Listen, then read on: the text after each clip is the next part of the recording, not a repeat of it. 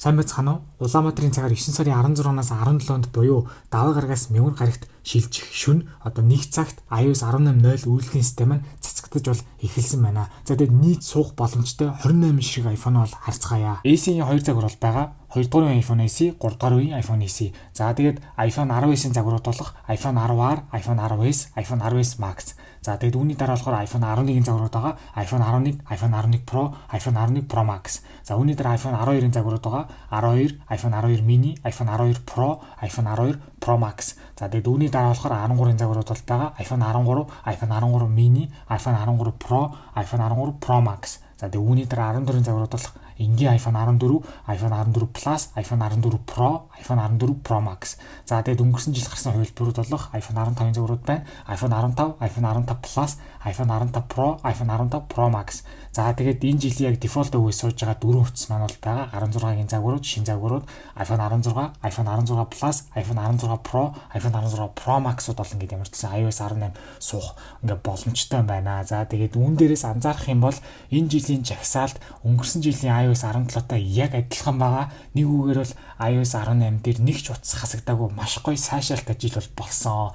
Яг таван мэдээний дагуу бол iPhone 10R, iPhone 10s, iPhone 10s Max гэх энэ гурван гар утас ер нь хасагдах магадлал байсан. Гэхдээ тамаг мэдээгээр энэхүү гар утасууд маань одоо ингээд үлдэж бол маш гоё одоо жил бол ингээд болж байна. Мэдээж хэрэг iOS 18-тай зэрэгцээд бусад үйлдвэрлэлийн системүүд хүртэл одоо гарсан байгаа. iPadOS 18-ийн хувьд болохоор ямар iPad-үүд дээр суугааг болоо ингээд та нар бол харж болж байна. За тэгээд үүний дараа болохоор macOS Sequoia буюу одоо 15.0 үйлдвэрлэлийн систем маань ямар Mac-ууд дээр суухыг бас ингээд та нар бол ингээд харж болж байна. За тэгээд дараагийн болохоор watchOS 11 байгаа. За мөн адил одоо цааш нь watchOS-ийн дараагийн үйлдвэрлэлийн систем ямар одоо Apple Watch-ууд дээр суухыг бол та нар бол харж байна. За тэгээд ерөнхийд нь анзаарах юм бол ямар ч гэсэн энэ намар шинээр iOS 18 маань гарсан, iPadOS 18 маань гарсан, macOS Sequoia 15 маань гарсан, watchOS 11 маань гарсан, tvOS 18 маань гарсан, visionOS 2.0 буюу visionOS 1-ийн хамгийн анхны том апдейт бол орсон. За тэгээд HomePod Software 18 бол бас гарсан. Гэхдээ үүнээс гадна давхар үйлдвэрлэлийн системүүд бол гарсан.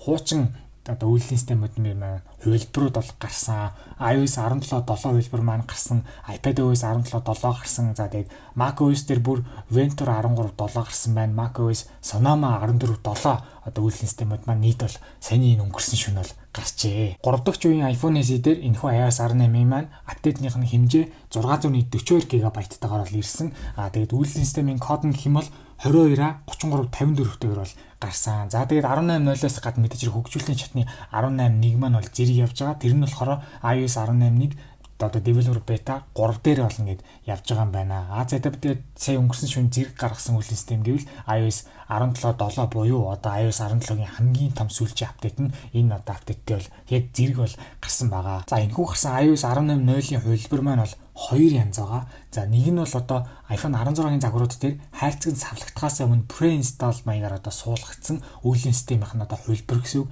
Тэр нь болохоор яг үндсэн бидний одоо хүлээж авч байгаа апдейтнаас арай өөр. Одоо үйлдвэрлэлийн системийнх нь код нь болохоор iPhone 16-гууд дээр хайрцаг задлал харах юм бол 22-а 3351-тэйгээр бол одоо ингээд гарч байгаа юм байна. За тэгээд iPhone 16-гийн загваруудаас бусад бүх одоо iPhone-ууд болохоор саяны миний дурдсан 22-а 3354-тэйгээр бол ингээд гарч байгаа юм байна. Apple Intelligence-ийн хувьд яг юу байгаа гэдгийг хэдүүлээ шууд хараад бол явчих.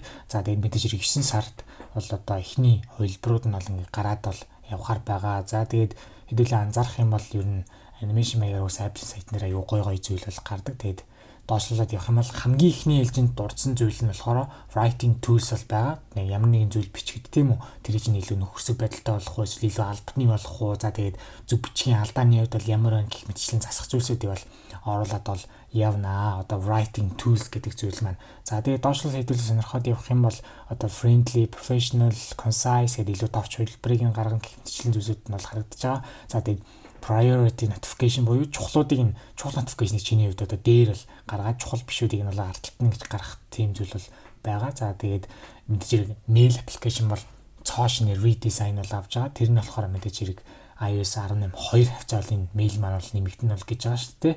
За тэгээд энэ болохоор summary буюу бас ингээд товч хураангуй байдлыг ингэж харуулдаг болох нь. За тэгээд хүн залгах юм бол одоо англиар ярьжлаа гэж бодоход тэрийг шууд одоо аудиогийн рекорд тэгээд тэрийг давхар ингээд скрипт маягаар нөөцсөн дээр бол ингээд харуулдаг болох юм байна. Тэр нь болохоор iOS 18 нэг хавцал нэмэгдэн гэж миний хувьд бол бодож байна. За тэгээд бас анхаарал сарниулах илүү дутуу notification-ыг бас ингэж багасгах зорилготой тийм бол функц бол байгаа байлээ. Reduce interrupt гэдэг одоо бас функц бол байгаа. За тэгээд smart reply гэдэг бас функц бол байгаа маань. За тэгээд мэдээж хэрэг одоо AI үйлдэлүүд байгаа учраас мэдээж зураг бол бүтээж байгаа. Тэр зураг чинь ямар өгөгдөлтэй байгаа гэдгийг чи өөрөө бичээд өгчин.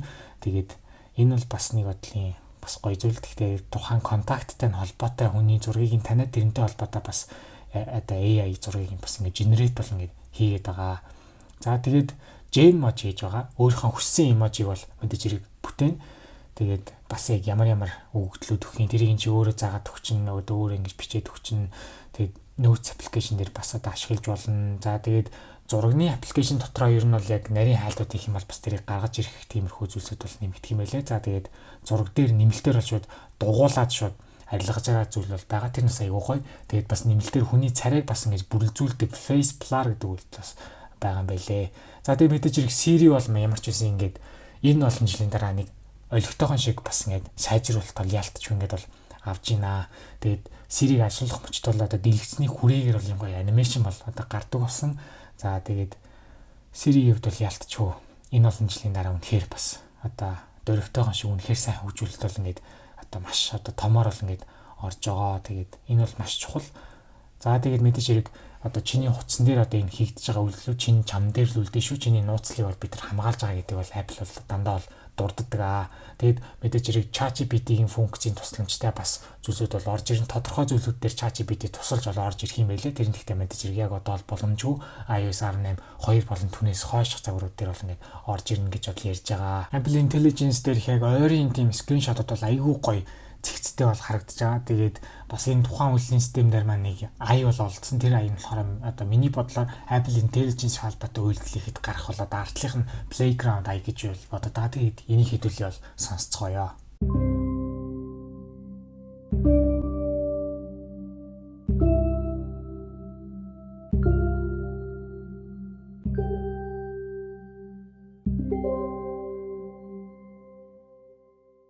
Мэдээж хэрэг Apple Intelligence-ийг бүх төхөөрөмжнөр бол суух боломжгүй гэдэг маш харамсалтай мэдээ бол байгаа. Тэгээд зөвхөн суух боломжтой цөөхөн хитэн чагсаалттай бол төхөөрөмжүүд бол байгаа. За тэгээд үүнийг дурдаад явах юм бол сая шинээр гарсан 4 iPhone бол дөрүүлээ бол боломжтой. iPhone 16, 16 Plus, iPhone 16 Pro, 16 Pro Max гэхийн дөрөв утас дээр боломжтой. За тэгээд өнгөрсөн жилийн 2 загвар болох 15 Pro, iPhone 15 Pro Max-ууд бол боломжтой. 17 Pro чиптэйгээрээ.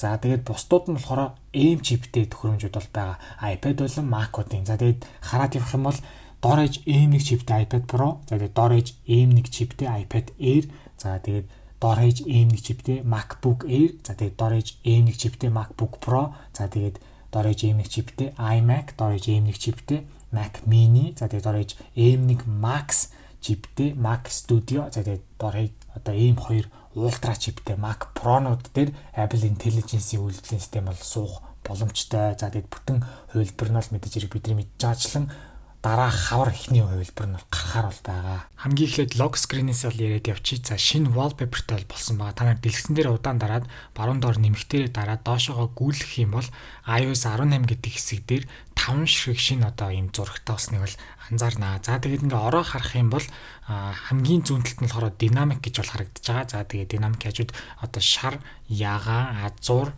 purple гэдэг өмнөд бол байгаа. За тэгээд энэ 5 тус бүрчлэн бас dark бол өнгөттэй бол байгаа. Dark дээр нь хэдүүлээ дарах юм бол яаж харагдах нь бол ингээд анзаарагдана. За тэгээд нийт ер нь бол 10 ширхэг өөр ер нь бол тий одоо wallpaper-тай бол болсон гэсэн үг. За тэгээд тэрнээс гадна wake animation бол бас lock screen-д бол аягүй гоё болгосож байгаа. Тийм бол яг нэг анимашн хөдөлж байгаа гоё л өөрчлөлт бол байсан lock screen-ийн хувьд. За өөр lock screen дээр өөр юу шинэ өөр гоё юу вэ гэхээр хэдүүлээ таймер руугаа орлоод одоо 2 цагийн таймер тавьчих. Тийм бол мэдээж хэрэг lock screen дээр бол харагдана. За тэгээд нэмэлтээр stopwatch явуулах юм бол бас давхар бол харагддаг болсон байгаа. Өмнө нь л iOS 17 дээр бол stopwatch бол харагддаг байсан бол одоо ингээд таймертайгаа зүг stopwatch нэгэ зэрэг бол харагддаг болсон байна. Бүхэл бүтэн 7 жилийн дараа одоо лок скрин дээр их тоглоо сольж болдог болсон. За дэлгэн дээр удаан дараа та нарын хамгийн доороо дээрээ дарах юм бол тоглоудаа солин. Заавал гэрэл хасах, заавал камер нээх гэдэг тоглоо бол одоо өөрчлөхгүй бол аюу хэцүү байдаг гэсэн мал энэ өөрчлөлт маань ямар ч ингэж орж ирсэн байна. Тэгээ нэг тааруу мэдээ нь юу вэ гэхээр iPhone 10-ийн хувьд iOS 16 дээр үлдсэн болохоор одоо лок скрин дээр их тэр камер болон флашлайтын тоглыг бол сольж чадахгүй гэсэн үг. Тэгээд iPhone 10R-аас дээшх загварууд ямар ч энэ өөрчлөлтийг авч байгаагаар бол одоо бас их инээдтэй зүйл болж байна. Control Center дээр бол гайхамшиг тохиосон бүхлөд нь 7 жилийн дараа контрол центр маань бол шал өөр болсон. За тэгээд та нар бол минийхийг бол харж байгаа. Би яг нилээ өөрчлөсний эцэстэл эцсийн байдлаар минийх ер нь ингэж явах юм байна гэдгийг бол би тогтож бол болгосон. Тэгээд ер нь бол ингээд бүх байрлал, бүх хаана яаж байрлах бүгднийг нь бас сольж болно. За тэгээд одоо жижиг хэмжээтэй, дунд хэмжээтэй гэх мэтчлэгээр бол сольж болно. Одоо жишээ нь одоо би та нарт яг харуулаа явчих. За тэгээд энэ дээр одоо 32 ширхэг чийдингийн тоглол байгаа. За тэгээд байршлыг нь өөрчлөлтөй бол одоо ингээд 2x 2 эсвэл 1x 1x гэх мэтчлэн яг ийм нарийн байралтайгаар бол ингээд өөрчилж бол болно. Нэг бас өөрчлөгцөө өөрчлөлт нь юу гэхээр айгүй гой санагдсан. Яг одоо энд одоо дэлгэц тодруулах эсвэл одоо энэ одоо дуу тодруулах одоо энэ тоглолт дээр заавал өмнө 3D touch дарж иж ер нь бол ингэж ордог байсан бол одоо энэ удаа зүгээр нэг удаа дараал шилжиж бол орж байгаа. Энэ бол надад аяг бол гой санагдаж байгаа. Ерөнхий iOS 18-ыг хамгийн анх хэрэг та нар ингээд суулгах юм бол яг 3 хэсэгтэй бол байгаа. Тэр хамгийн дээдлэлт нь бол зүрх хэлбэртэйгээр бол байрлах юм байлээ. Тэгээ тэрний доор нь home хэсэг, за тэгээ home-ийн доор одоо music controls гэх 3 нүртэй бол байна. За би яалтчгүй амар өөрчлөлтсөн болохоор одоо жоохон замбраагүй байдалтай бол байна. За тэгээд энэхүү хоорондын шилжилт нь бол бас янз бүрээр явж байгаа. Зүгээр мэдээж хэрэг ингэж явах юм бол одоо шилжилт ингэж явж байгаа. За тэгээд дарж бас ингэ шилжиж болно шүү. Дараа шилжиж болно. Эсвэл ингэж удаан дарж агаад ингээд иймэрхүү байдалтайгаар бол одоо ингэж сольж болно. Энэ нас айгүй гоё бол санагдаж байгаа. Тэгээд яалтчгүй энэхүү бол одоо контрол центр маань айгүй өнгөлөг бол санагдаж байгаа. Тэрийг бол би та нарт баттгаж харуулъя. Маш олон өнгө бол одоо ингэж нэмж бол одоо болж байгаа. Тэгээд энэ бол бас авууштай гэж миний хувьд бол бодогдож байна. За Bluetooth-тэй энтэй давхар хасаагаад, за датагаа хасаагаад, чийдингээ хасаагаад, за нэг таймер явуулаад, за тэгээд өөр одоо за do not disturb хасаагаад, энийг хасаагаад маш өнгөлөг болж байгааг та нар харж байгаа. Энэ бол яг хуучны iOS 10 дээрх яг тэр өнгөлөг контрол центрийн хуучны төрхийг бол санагдуулж байгаа. Хамгийн гой зүйл нь болохоор юу вэ гэхээр ерөөсөө яг тоглоол давхцуулж болж байгаа 32 хэрэг чийдэн. За тэгээд бол та нар харж байгаа Bluetooth-ийг ийм олноор нь байрлуулж байгаа. За тэгээд connectivity, за тэгээд энэ orientational lock мэтчлэн маш олноор нь бол олноор нь бол одоо ингэж болж байгаа. Тэгээд 32 шиг чийдэн тоглол байна гэдэг бол илүү тод асаагаад байгаа юм шиг тийм сэтгэл дагсан зүйл бол яалтчгүй мэдрэгдүүлж байгаа. За тэгээд Bluetooth асааж унтраах. За тэгээд доошлуулах юм бол airplane mode тийм үү ингэж бол гарч ийн. За тэгээд orientational lock-ийн одоо animation бас маш гоё байгааг та нар бол анзаарж байгаах. За тэгээд доошлуулад dark mode асааж ийн, дөрөвд асааж ийн, за тэгээд low power mode дөрөвд асааж ийн, data дөрөвд асааж ийн. За тэгээд бүр brightness тоглыг бүр ингээд 8 удаа тавьсан байгаа. Одоо ингээд багасангууд дагаж багасна. Ихсгэнгүүд дагаж ихсэн. Энэ бол үнэхээр гоё. Энэ бол хамгийн гоё. Тэгээд би яг энэ давхар нэмж болдог сонголт цаашдаа үлдээсэ гэж бол хүсэж байгаа. Тэгээд ямар ч гэсэн одоогийн байдлаар 8 шиг гарсан болон RC хөлбөрүүд дээр бүгдэн дээр ингээд давхар бол байршлуулж болдог болсон. Энэ бол надад бол аюу гой санагдаж байгаа. Тэгээд ямар ч хэлсэн хэдүүлээ нэмэлтээр ямар сонголтууд байгаагаар контрол центр рүү та нар орчоод удаан дараад, за тэгээд доор нь add control гэдээ байгаа. Control дээрээ дарах юм бол ийм олон сонголтууд бол байгаа. За тэгээд эдрийг ингээ бүгднгийн тоолсон. Өмнө нь бол ерөөсө 22хан ширхэг тоглол байдаг гэсэн юм байна. Одоо нэмж хасч болдог. iOS 17 олон түрээс бусад системүүд дээр одоо дээдэлтэй 22 байсан бол одоо ингээд iOS 18 дээр 66 ширхэг өөр төрлийн юм бол одоо ингээд тоглол нэмж хасч болох нэ. Тэр нь бол надаа айгүй бол гой санагдаж байгаа. Тэгээд энэ дээр нэмж одоо дуурдах зүйл нь юу гэхээр одоо жишээ нь за би одоо за ингээд orientation log-ыг нэмсэн. Тэнгүү зарим нэг тоглолууд нь болохоор баруун доор булан дээр ийм нэг ийм бөөрөнхийн юу бол та нар анзаарж байгаа. Нэг юм одоо юу гэм тийм 100 хэлбэр хэм үү. Тэр нь болохоор ерөөсө татаж сунгаж болно гэсэн үг. Ингээд татаж сунгаж болно. За тэгээд эндээсээ илүү бол томрохгүй бол байна. Тэгээд томордгууд нь бол яг доороо юм те. Хിവэрээ үлдэх нь бол яг таг хിവэрээ үлдэж байгаа. Одоо чинь энэ дээр бол focus бол одоо чинь ягаад ч томрохгүй гэдгийг анзаарч болж байна. Brightness, sound хоёр бол яг хിവэрээ үлдэхийг харж болж байна. Тэгээд бусдууд нь бол бүгд бол томорч жижигэрнэ гэсэн үг. Тэгээд music control бол ингэж багсан. За тэгээд буцааж бол ингэж бол бас ингэж бол томсож байгаа. Тэгээд 2 янзаар юм уу 3 янзаар бол томсож бол жижигсээд явж байгаа. За тэгээд Bluetooth тоглолттой айгүй нэг холбогдолтой гоё зүйл бол болж байгаа. Тэрний юу гэхээр ер нь бол хамгийн анх Bluetooth тоглол iOS 11 дээр тийм үү? Яг дарангууд Wi-Fi яг адилхан. Дарангууд ерөөсөө бүрэн унтардгүй зүгээр disconnect хийгээд цагаан болчдөг байсан. Тэгээд тэгсэн бол iOS 18 дээр ингээд тусдаа Bluetooth тоглолтоо болсон. Тэгээд энэ ямар хардлагыг яг тухайн яг зуны хөгжүүлэлт шатнд яг юу гэж бидний бодогдуулсан бэ гэхээр энэ Bluetooth тоглолыг нэмээд яг дарах мөчид ер нь бол Bluetooth-ийг бүтэн унтрааж turn on арай хийх юм биш үстэй гэсэн бол маш гоё тийм одоо хүлээлтийг төрүүлсэн. Даанч бол тийм зүйл бол хараахан болоогүй. Хэдий энэ дээр бүрэн унтарч байгаа юм шиг харагдаж байгаа боловч шиг ер нь бол цааталтаа connectivity хэсгээр яг цагаан болж байгааг та нар анзаарж байгаа. Энэ нь бол тэгээд жоохон ялтчихгүй шүүмжинд өртгөр зүйл яг бүрэн бол унтраамаар байна. За тэгээд давхар бас Wi-Fi-ны тоглолт бол болмоор байгаа. Airplane модон дээр дарах юм бол одоо Wi-Fi ч юм уу дата ялч унтрааж сах зүйл нэг эргэж унтарч хасардаг байсан. Тэгсэн бол одоо дата бол одоо ингэж асааж болоод байгаа. Тэгэнгүүт connectivity хэсгээр цааталтаа одоо ингэ бүдгэж байгааг бол та нар анзаарж байгаа. Airplane мод хасаалттай бүдгэрээд Airplane буцаага сангууд буцаа тодорч байгаа. Тэгвэл энэ наануга анимашн бол хүмүүсийн толгойг бол эргүүлнэ гэж бас бодоод байгаа. Энийг тэгэхээр давхар бас даруулж болгодгүй байдлаар өөрчилж болно гэж бас бодоод байгаамаа. Тэгэд яг Wi-Fi-ны хувьд болохоор бас Airplane модыг асааж ундрангууд дагаж асаж унтардаг нь заримдаа ажиллаад заримдаа ерөөсөө ажиллахгүй байгаа. Тэгээд энэ нас надад бас жоохон янз бүрээр ажиллаад байгааг нь бол гайхаад байж байгаа. Миний хувьд уцаа унтрааж засахаар нэг асуудал байгаа. Control center дээр ерөөсөө байр шил шал өөрчлөж байгаа. Тэр дээдлийн music control бол байхгүй болчдөг. Тэгээд дэлгэсэн дээр удаан дарж байгаад би яг хасах дээрээ дараад эргэж тэр бол ингэж гарч ирдэг тийм бол асуудал байгаа. Тэгээд эргээд add control гэж яагаад sounds-ийг дээрээ очиод би бол ингэж бол нэмж байгаа. За тэгээд өөр нэг зүйл нь юу вэ гэхээр ер нь бол яг landscape үед буюу одоо control center-ийн үед хэвтэй үед бол ер нь шал юм сонирн бол харагдаад байгаа. Тэгээд энэ нь бол яг хэзээ нэгэн цагт бол засагдана гэж бол бодож байна. Home screen-ийн хувьд бол ярьж эхлэе. За ингээд бүхэлдээ 17 жилийн дараа аппликейшн хаач байрлуулж бол ингээд болдог болсон.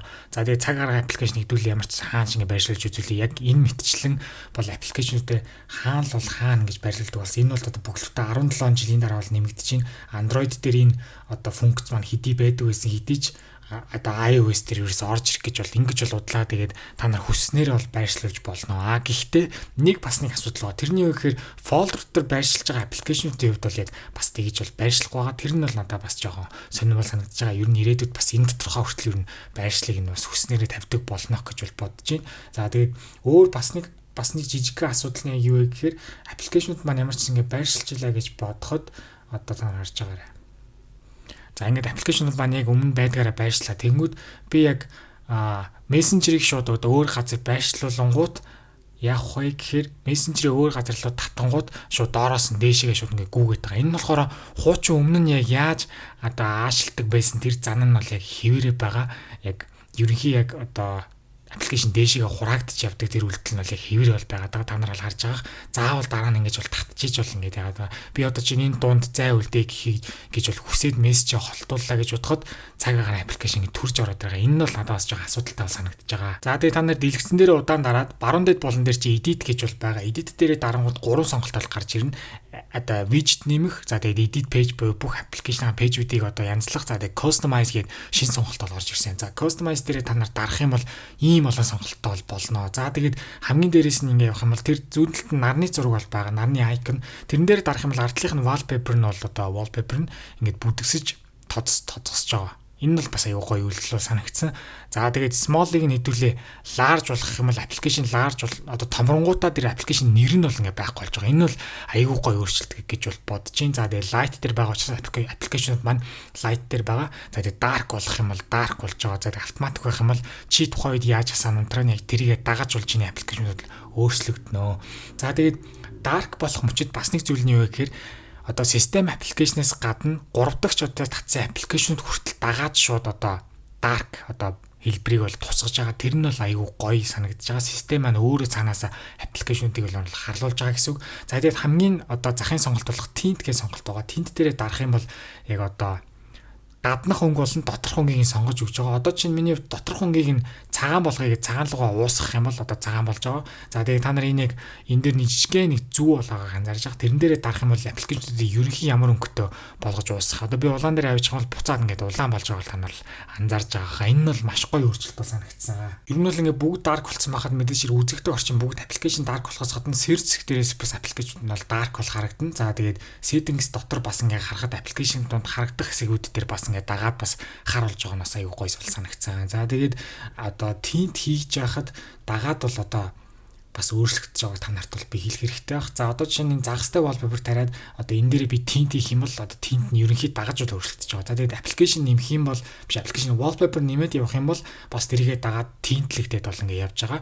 Тэгээд би та нарт марцсан 3 жишээ бол харуулад бол явчаа. За тэгээд энэ ерөнхий wallpaper-ын шар өнгөтэй үйл tint хийх юм бол дагаад бас ингээд шаруулж байгаа. Тэр нь бол аюу гоё санагдсан. Тэгээд ялтчгүй систем аппликейшнуудын ерөнхий icon дизайнууд бол жижиг сажиг minor бол жижигхэн өөрчлөлтүүдийг бол авсан. Тэгээд бол та нар бол тэрийг ойлгох анзаарч болно. За тэгээд 3D touch меню маань бол өөрчлөгдсөн байгаа. За widget маягаар ажилдаг аппликейшнуудын хувьд бол 3D touch нь бол шинэ менютэй бол болсон. Одоо та нарын доор харж байгаа яг юм шинэ сонголтууд байгаа. Одоо чинь би ингэж томсгоё гэвэл шууд энэ дээрээсээ томсоо явчихна. Дахиад энэ дээр одоо харж байгаа бүр том болгоё гэвэл дахиад ингээд томор авчих. Энэ бол бас аюу гоё болсон. Гэхдээ зарим одоо ерөнхий аппликейшн маань 3D touch нь бол яг хэвэндээ болоод мэдж ирэг байгаа. За тэгээд та нар бол сая бол харсан баг. За ямар ч гэсэн миний хувьд энийг эргүүлээ жижигхэн аппликейшн бол болгочих. За одоо чи миний Telegram аппликейшн ноё. За эсвэл Discord аппликейшн ноё. Тэгэх юм бол та нар одоо require touch ID гэж бол харагдаж байгаа. Эсвэл одоо Face ID тавьсан дээр Face ID гэж харагдана. Тэрэн дээрээ дараад одоо required touch ID юм уу face ID эсвэл бүр ингээ hide гэж бол хийж байгаа. За hide гэх юм бол одоо шууд энэ аппликейшнийг бол ингээд хаагаад hidden аппликейшн дээр бол одоо ингээд hidden folder бол ингээ явуулчихж байгаа. За хэрвээ энэ аппликейшнийг би бас ингээ түгжмээр байна тий. Don't require touch ID. Би бол энэ аппликейшн түгждэг болгоцсон учраас одоо ингээд энэ дээрээ одоо дарчих юм бол би энэ аппликейшн түгжихээ бол болно гэсэн үг. Аппликейшн түгждэг болсон. Тэрнээс гадна хамгийн доошоо очоод саяны нуусан аппликейшн маань hidden хэсэг дээр бол очсон байгаа. Ингэж бол дарж ороод та нар яг саяны нуусан аппликейшн маань одоо энэ hidden гэдэг одоо цэсэн дотор ингэ багтдаг болсон байна. Алгуулсан аппликейшн эргүүлж яаж гаргаж иргүү гэхээр та нар hidden одоо folder руу очоод дараад за тэрэн дээр 3D touch дараад don't require touch ID гээд touch ID-гаа их face ID-гаа хийх юм бол эргээд бол гараад ирнэ. За тэгээд Discord-н дээр очоод эргээд бол одоо ингээд шууд нэвтэрч бол ингээ болно. За тэгээд энэ дээр эргэж бол тавьж болно. iOS 7 дээр их одоо parallax effect эргээд одоо iOS 18 дээр одоо ингээ ирж байгаа юм байна. Flashlight toggle бол iOS 17-тойгоо харьцуулахад бол хамаагүй гоё ялгасдаг болсон. Тэгээд яг арт талд нь юу нь яаж гарч ийн тэгээд уртлынх нь UI animation ямар гоё томоор dynamic island-тай болсон. Тэгээд тэлээд яг ямар гоё харагдаж байгаа гэдгийг та нарт харуулж ийн. Тэгээд хараад ханшгүй үнэхээр одоо гайхалтай юм animation тэгээд алдаад ингээд гарсан. Тэгээд iOS 18-д хамгийн гоё чимэг болсон зүйлсүүдийн зүйл ялч одоо энэ одоо анимашн бол орох нь гэж бол бодож чинь. Тэгээд хичнээн удаа үзсэн чи хизээч одоо олон удаа үзсэн чи урд харгүй л одоо санагдаж байгаа да.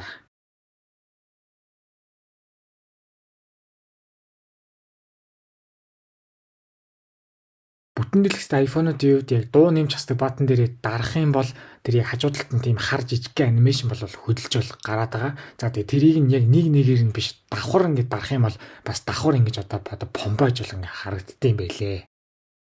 За тэгээд settings руу ороод та нар яг харах юм бол саяны Apple гэдэг юу Apple-ийн аккаунт ашиглах юу юутай одоо жишээ нь нэвтэрсэн бэ гэдгийг бас ингээ харж болдог байгаа шүү. Settings application бол тэр чигтээ ер нь бол бас нэлээд өөрчлөгдсөн. За settings руу дөнгөж ороод та нар search дээрээ дарах юм бол ийм том icon-ууд бол харагддаг болсон байна. За тэгээд settings руу оржод Apple account дээрээ дараад Apple account-аас iCloud руугаа дараах юм бол бас ийм шин UI одоо менютэй бол болсон байна. Энэ бас өмнөхөөс бас хамаагүй гоё харагдаж байгаа.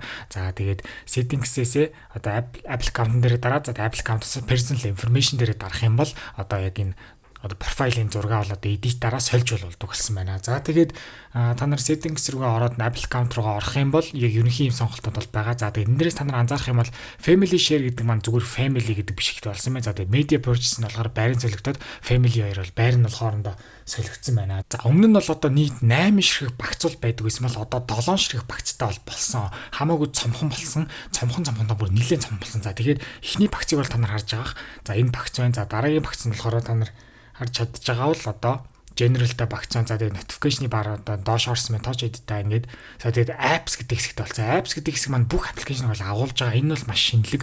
За тэгээд яг нийт 1 2 3 4 5 6 7 багц. Өмнө нь бол 8 байдаг байсан. Тэгээд 8 та бүр аппууд нь бүгд задарч бол харагддаг байсан. За тэгээд эхнийх маань нэгдүгээр багцыг харах юм бол ерөөсөө сүлжээний юмнууд донд ерөөсөө батарей бол явж байгаа. Энэ бол маш онцлог.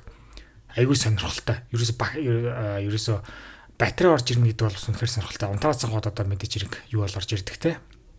Personal hotspot бол нэмэгдчихдэг. За эхний багцын хувьд бол мэдээж хэрэг юм байна. Уг нь бол сүлжээнийх. За дараагийн багц нь болохоор general-аар эхэлж байгаа. За general дээр харагдах юм бол камер бол нэлээд дээшлэн бол та нар анзаарч болж байгаа.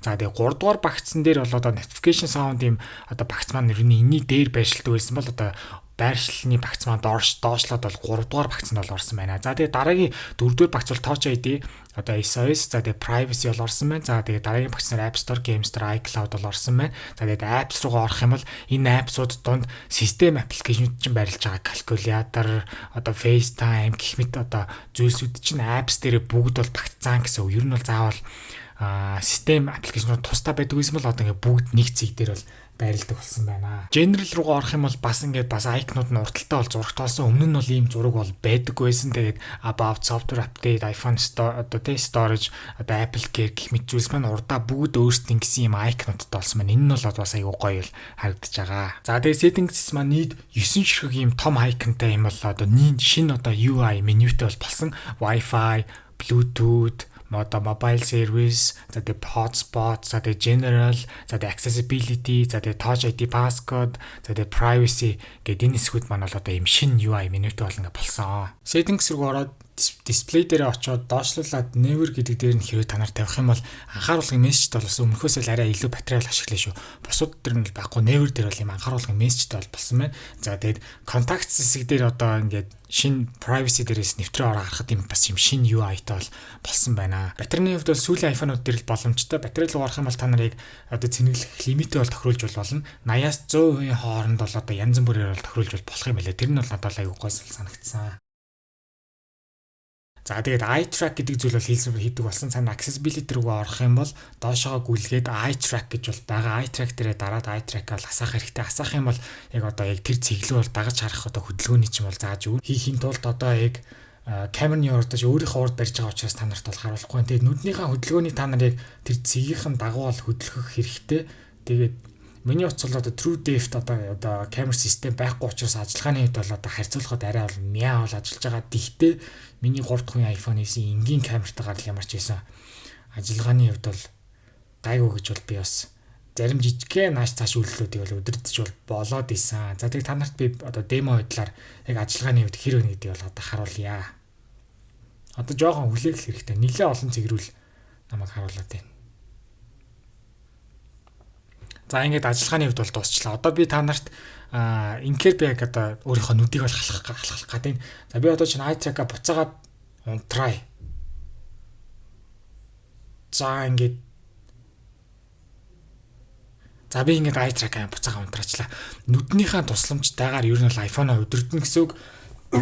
Тэгээд ямар ч байсан энэ бол бас айгүй гоё шинэ функц бол орж ирж байгаа. За тэгээд энэс гадна vocal одоо shortcuts гэдэг өөрийнхөө хүссэн зүйлийг хэлээд хүссэн команд бол биелүүлдэг шинж бол нэмэгдсэн. За би тэгээд энэ дээр шинэ одоо shortcut үйлдэл бол хий. За би энэ дээр зүгээр screenshot хийдэг л зүйлэл хийчихье гэж бодоод байна. За screenshot за тэгээд юу гэж хэлэх вэ гэхээр ингэчээ.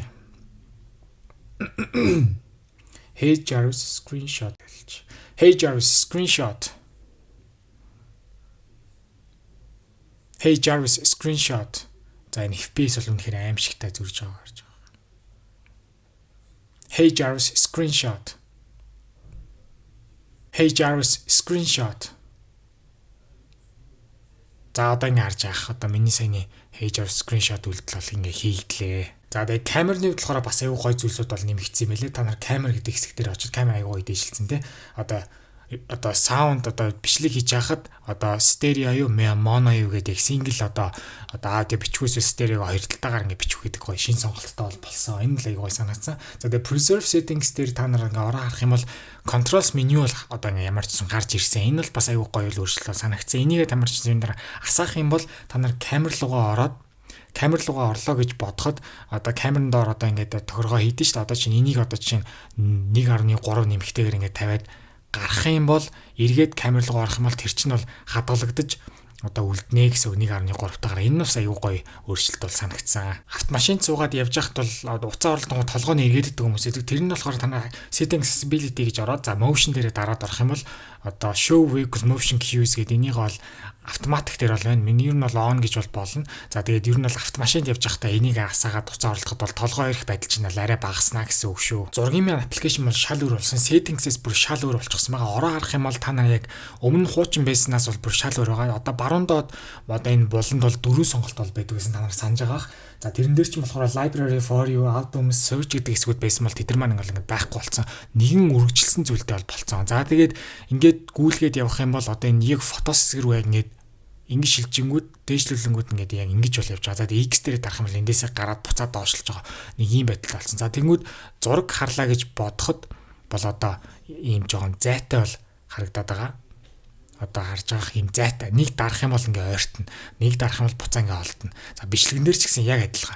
Ингээ доотлол дээр ингээ бас гүйлгдэг юм шууд энэ дээрээ ирсэн. За тэгээ play pause mute нь бол энэ дээрээ гарцсан байгаа. Edit хийдэг товчны энэ доороо. За тэгээ энэ X дээрээ дараад бол X харж болно. Эсвэл ингээ 3 цэг дээрээ өмнө дараад бол одоо энэ сонголтууд бол байгаа. Энэ дээр бас зарим нэг сонголтууд бол одоо нэмэгдсэн. За тэгээд өөр зүйл ингээ анзаарах юм бол баруун дэд булан дээрээ дарах юм бол өөрийнхөө профайл руу бол орно. Чиний одоо тэр одоо зурган дотор чи хідэн зураг бичлэг байна гэдэг зүйлийг л хийх юм бэлээ. За тэгээд search гэдэг хэсэг нь бол одоо бас сайжирсан гэдэг байгаа. Энэ дээр хэдүүлээ шууд тест маягаар stadium гэж бичих юм бол stadium бол ингээ гарч ирж байгаа. Search нь бол одоо сайжирсан гэж бол хэлж ийсэн. За тэгээд доошлуулад ингээ хараа явах юм бол одоо яг ингэж одоо гүйлгдэг болсон байна. Memory бол одоо ханадаа алга. За доошоо харах юм бол utility гэдэг хэсгээр шинэ зүйлсүүд нэмэгдсэн. Handwrite, illustration, QR code, recently saved, recently viewed, recently edit, recently share одоо documents гэдэг айгүй олон нэмэлт сонголтуудтай бол ингээ болсон. За тэгээд доошлуулах юм бол бүр ингээ чиний зургнуудаас анзаарч байгаа тийм зурганы санал болгох зүйлийг бол ингэж бол санал болгох юм билээ. За тэгээд саний энэ бүх өөрчлөгдсөн зүйлийнхаа хамгийн доор нь customize reorder гэдэг дээр дарах юм бол бүгднгийнх нь байрлалыг нь сольж, дистаралыг нь бол ингэж сольж бол болох юм билээ. За тэгээд сольд дууссан бол X дараад дахиж бүр reset хийх юм бол reset-эн дээрээ дарчих юм билээ. За тэгээд бас нэг зүйл нь юу вэ гэхээр одоо жишээ нь миний хувьд одоо за би скриншот руугаа байлаа гэхэд скриншотноосоо ингэж шууд одоо хоорондын категориуд руугаа шууд ингэж бол шилжээд байгаа шууд хажуу тийшээ swipe шилжээд байгаа. За тэгээ тэрнээс гадна нэг зүүн талд нь бол ийм одоо фильтрнүүд бол ингэ байгаад байгаа. Та нар л анзаарч байгаа. Энэ дээр дарах юм бол мэдээж хэрэг одоо ингэ доошгоо ингэж гүйлгээд ингэ явах юм бол энэ дээр нь бол фильтр байгаа жилээр ингэж бол одоо харах сонголтууд нь бол ингэ байна. За тэгээд ингэ зураглуугаа дээшээ явах юм бол одоо сараар бол жилээр ингэж одоо ерөнхий багцалж харуулдаг товчлууд нь бол байгаа. За тэгээд энэ дээрээ фильтрнүүд нь бол мэдээж хэрэг бол байгаа. Янз бүрээр чи бол одоо edit хийснээр хүртэл ингэж бол фильтрддэг болсон байлээ. За тэгээд хэдүүлээ ингэ доошлуулад recently deleted зураглуугаа ингэ ямар ч сон орё. Устсан зураглуугаа та нар ингэ ороод нэг дарж ороод яах юм бол одоо буцаад recovery хийх, delete хийх гэдэг сонголт нь бол одоо ингэж бол гарч ирдэг болсон. Энэ бол өмнөхөөсөө бол арай өөрөөр бол харагдаж байгаа. Мэдээж хэрэг өмнө нь бол зүгээр л бичиг байдаг юмсан одоо ингэ урталтаа бол icon-тайгаар бол ингэ гардаг болсон байна. За тэгээд зураг устгасан юмнуудаа орохоос гадна одоо ингэ альбом байгаа. Альбом дээр ингэ дарах юм бол альбомд чарагдан. Тэгээд энийг устгахын тулд та нар заавал 3D тооч дарж байгаад бол delete альбом гэж бол дарах юм билээ. Бол би тэгээд зүүн тишээ гүйлгэж яг устгах газар тийм үйлдэл бол хараахан байхгүй билээ. Заавал ингэ дарж байгаад delete альбом гэж хагаад ингэж бол устгаж байгаа юм байна. За тэгээд ямар нэгэн одоо ийм одоо альбом төр байлаа гэж бодоход тэрэн дээрээ шууд одоо movie маягаар шууд харъя, presentation маягаар харъя, эсвэл ингээд зураг хэлбэрээр харъя гэдэг сонголтуудад бол дандаа бол байх юм байлээ. За тэгээд баруун талд нь бол бас нэг маягийн summary эсвэл бүгдийг харъя гэдэг ийм сонголттой бол байгаа юм байлээ. Message application-д бас нэг хөөрхөн зүйлс бол нэмэгдсэн. За тэгээд юу вэ гэхээр одоо RCS support бол орж ирсэн. Тэр нэг юу вэ гэхээр ер нь бол заавал iMessage-ний шаардлагагүйгээр одоо HD зураг бичлэг одоо voice бол явуулах боломжтой болсон. Энэ бол ер нь бол Европын холбооны шалтгаантай холбоотой. Гэхдээ тэгээ би мессежээр ороод RCS support-ыг хайгууд мэдж ирэх бол байхгүй байна. Тэгээд Монголын операторын компаниуд бол удахгүй RCS support гэдэг зүйлийг бол бас оруулж ирнэ гэж бол бодож байна. За тэгээд тэрнээс гадна бас Wi-Fi сүлжээгөө эсвэл одоо дата сүлжээгөө байх юм бол мессеж явуулах одоо шинэ бол одоо боломж бол нэгдсэн 3 дахь боломж гэсэн үг. Тэр нь юу вэ гэхээр одоо satellite support буюу одоо хиймэл дагуултай холбогдож байгаад мессеж болоод ингээд явуулж болдог болсон байна. Одоо iOS 18-ийн хувьд мессеж аппликейшн рүү ороод бол одоо нарийн бас нэг зүйлс бол нэмэгдсэн. Тэр нь юу вэ гэхээр send later гэдэг зүйл бол гарч ирсэн. Тэр нь бол аюу гоё. Та нар зүүн доод болон дээрээ нэмэгдээрээ дараа доошоогоо гүйлгэх юм бол send later гэдээ байгаа. Тэгэх юм бол одоо жишээ нь та нар маргааш 9 цагт гэдэг одоо чинь нэгдэг чинь бүр за 9 сарын 20-нд за эсвэл бүр ингээ 10 сарын 1-нд мартахгүй тулд хязгаартай байна. 9 сарын 30-нд өглөөний 6 цагт гүйх бэлтгэл хийх хിവэрэ бицтэй гэд дарчин. За тэгэнгүүт тухайн мессеж нь бол тэр хүндээ бол 9 сарын 30-ны даваа гарагийн өглөөний 6 цагт бол ингээд очих нэ. Энэ бол маш гоё бол одоо зүйл бол санагцсан. За тэгээд дахиад нэг хэдүүлээ зүйлэл туршия. Энэ дээрээ дараад биш. Заавал send later гэж яагаад. За одоо тэгвэл 9 сарын 28-нд энийг явуулъя. За тэгэнгүүт цаг хугацааны дарааллынхаа дагуу 9 сарын 30-ны мессеж нь бол дараа нь очиод 9 сарын 28-ных нь бол одоо өмнө нь бол очиж байгаа. Энэ бол бас айгүй одоо гоё яригдж байгаа. Тэгээд тэрэн дээр удаан дарах юм бол бас юм тэрийг edit хийж болно. За тэгээд устгах ингэж болох юм байна. За тэгээд өөр бас нэг гоё зүйл нь юу гэхээр за энийг хэдүүлээ болчих те send later болчих. За би шинэ iPhone 16 авахгүй. За тэгээд авахгүй гэдэг мессеж дээр та нар дараад text effect гэж байгаа. Text effect-н дээр ингэж яг дарах юм бол 8 ширхэг text effect байгаа. За тэгээд 4 төрлийн форматыг нь өөрчилж байгаа. Bold, italic, за тэгээд доогуур зураас дундуур зураас авахгүй гэдэг дээр одоо чинь хэдүүлээ shake гэдэг анимашнтэйгээр явуулъя. За тэнгууд яг тэр тухайн зөвхөн мессеж нь л одоо анимашн одоо хөдөлгөөн бол авч байгаа. Өмнө нь заавал яг бүтэн үгээр нь бол одоо ингэж те одоо ийм анимашн өгдөг байсан бол одоо ингэж тусад нь бол ингэж яаж юм. За тэгээд 17 гоё гарна гэж найдаж байна. За тэнгүүтээ гоё гэдэг үгэн дээр нь хэдүүлээ эффект үгүй. Text effect гэж дараад за ийм дэлбэрж байгаа. За тэнгүүд одоо та нар харж байгаа. 17 гоё гарна гэж найдаж байна. За тэгээд ийм гоё үгний ийм бас гоё эффект бол болсон байна. За тэгээд өөр гоё зүйл нь юу гэхээр мессежн дээр яг реакшнууд нь бол ихсэн. Бүр хамаагүй ихсэн. Ерөөс ингээ гулгуулаал юм. Гулгуулаалах юм бол ерөөсөй гарч ирэлээ. За тэгээд энэ дээрээ дарах юм бол бүр бол ингээд одоо гарч ирэх зүйлүүд маань нэмэгдэх нэ. Тэгээд энэ бол одоо iOS 18-ийн одоо шин зүйлсүүд маань бол ингэж тарж байна. Phone application дээр бас аюу гоё зүйл бол нэмэгдсэн. За жишээ нь ямар ч хамаагүй юм хийгээд хэдүүлээ тийм үү? Шин дугаар нэмэх юм бол зүүн дэд болон дээрээ дарж байгаа. Ер нь жоохон хол. Зүүн дэд болон дээрээ дараад бол нэмж байгаа. Тэгээ энэ бол арай шинэлэг бол байгаа. Settings рүү ороод доошлуулж байгаа apps дээр очиод phone дээр бол очих хэрэгтэй. Тэгэх юм бол одоо энэ дээр live voicemail гэж зүйл байгаа. За энэ бол үнэхээр сонирхолтой. View transcript of incoming voicemail real time answer be call before ends calling and data may apply. За тэгмүүд энэ бол одоо юу гэж байгаа гэхээр ер нь бол дуудлага хадгалах үйлчилгээ. Энэ бол аюу гоо. Энэ бол ер нь бол заавал төлбөр шаардахгүй чиний хувийн дуудлага хадгалах үйлчилгээ чиний утсан дээр бол ажиллана гэсэн үг. За ямар ч үс энэ тохиргоогоо хэдүүлээ асаачих хэрэгтэй. Асаацсан байхад яаж ажилтгийг бол би танарт харуулъя. За ингээд дуудлага ирлээ. Угаартэйгээ залуугаас надад залгаж байна. Манчестерийн 25 дугаар шинэ 8 тийм үү Уругвай. За тэгмүүд энэ баруун доод болон чинь voicemail гээ гараад ирэн. За тэрэн дээрээ дарчих юм бол шууд voicemail рүүгээ шилжиж чинь. За хэрвээ нөгөө хүн чинь чам руу ингэ залгаад чи утасныхаа хажууд байхгүй дуудлага чинь нэлээд явж байгаад ер нь жоохон заримдаа developer beta-д нэг дээр бол айгүй хурдан voicemail рүү шилжээдсэн. Харин RC хөлбөр дээрээс хойш ер нь бол гайгүй болцсон юм шиг байна.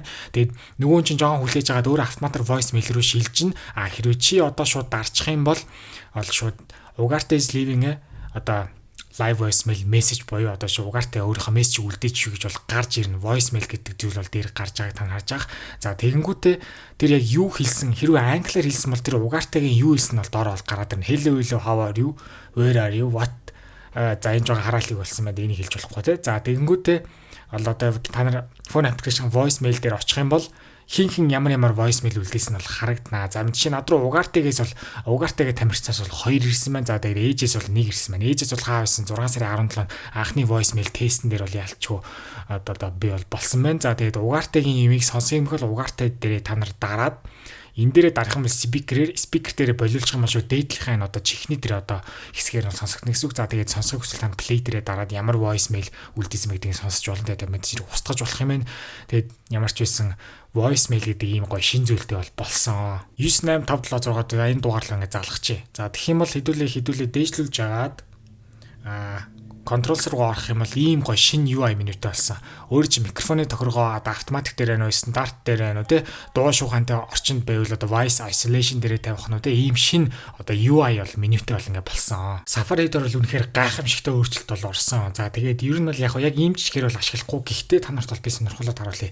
Safari руугаар ямар нэгэн сайт руу ороод зүүн доод булан дээр гоё шин icon-тай болсон. Тэрэн дээр дарах юм бол аягүй гоё цомхон болсон байгаа та нар анзаарж байгаа. Одоо жижиг үсэг томос хоох гэх мэтчлэн тийм аягүй гоё цомхон болсон. За тэгээд 3 цэг дээрээ дарах юм бол мэдээж хэрэг хуучны сонголтууд ч юм бол гарч ирнэ.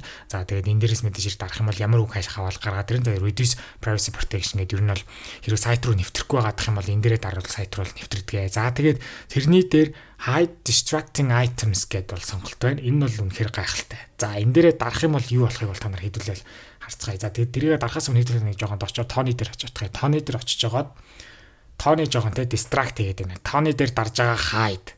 За энэ бол ерөөсө Thanos-ийн snap буюу одоо Infinity Gauntlet цуглуулсан үед манай Infinity War дээр манай дөрүүд ер нь яаж те байхгүй боллоо. Яг гоо үндсэн дөрүүд амьд үлдсэн л дээ. Гэхдээ яг гоо ер нь бол яг одоо ерөөсө Thanos-ийн тэр snap хийж байгаа тэр одоо зүйл маань ямарчсан Safari дээр бол орж ирсэн. Энэ бол үнэхээр гоё бол өөрчлөлт. За тэгээ Steve Rogers-ийг шууд юу юугуул хасаад одоо үндсэн Avengers-ийн бүрэлдэхүүнийг бүгднийг ингээд хасаад за Thor-ыг хүртэл хасчихъя. За энэ Natasha ах шиг байна. Natasha хүртэл хасъя.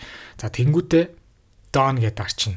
За тэгэх юм бол саяны манай дөрүүд одоо Iron Man, Cap, Hulk, Thor бүгд ингээ байхгүй болцсон Natasha эдэр. За тэгээд ер нь л яг ямар зорилго гарч ирэх вэ гэхээр ямар нэгэн сайт руу оронгууд аюу ядаргаатай зар сурталчилгаанууд бол одоо тэр болоод идэг. Яг үндсэн юм унших гэхээр аюу одоо яг төвлөрөх гэхээр хажуу талын сурталчилгаа гараад аюу ядаргаатай санагддаг бол шууд энэ distracting item hide гэдэг зүйл бол ингээ байхгүй болох ч down гэж дараад. За тэнгуүтээ эргүүлээд яаж гаргаж ирэх вэ гэхээр яг энэ зүүн доор нэм цэнхэр зүйл бол байгаа. Тэр цэнхэр нүдэн дээрээ дараад show hidden items гэж дарчихна. За тэгээд тэгэх юм бол буцаагаад show гэж улаанаар дараад за тэгээд эргээд бол хэвэндээ бол орчиж байгаа. Энэ бол ийм гоё л өөрчлөлт бол орж ирсэн. Маш хэрэгтэй гэж бол бодож байна. За тэгээд энээс гадна за ямар ч ийм одоо хэдүүлээ мэдээ уншчихлаа гэж бодъё. Тэгэх юм бол одоо Safari маань ухаалаг болцсон байгаа. Ямар зүйл одоо ямар сайт руу орохоос шалтгаалаад зүүн доод болон дээрээ дарах юм бол одоо ийм гоё сонголтуудтай болж байгаа. Ер нь бол айгүй ухаалаг болж байгаа. Listen to page гэх юм бол ерөөсөө энэ одоо хэдүүлээ зүйлээ сонсоо явчихна. Зөвхөн подкаст чиг.